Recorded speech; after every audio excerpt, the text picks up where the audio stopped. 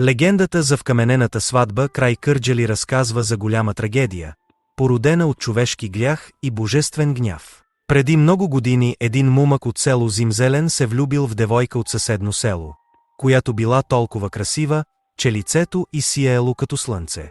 Бащата на момчето обаче, щом зърнал по време на сватбеното шествие, не можал да устои на хубостта и в сърцето му се зародила нечиста мисъл, той пожелал снаха си за себе си.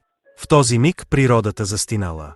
Духнал силен, леден вятър, небето притъмняло и над сватбарите тегнало страшно проклятие заради грешната мисъл на свекъра.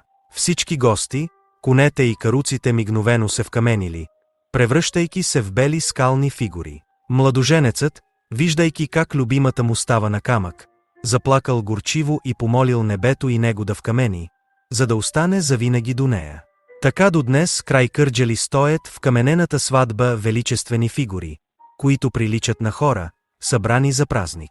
В краката на фигурите, които приличат на младоженците, и до днес има малка локва, за която местните вярват, че е образувана от незасъхващите сълзи на нещастния мумък.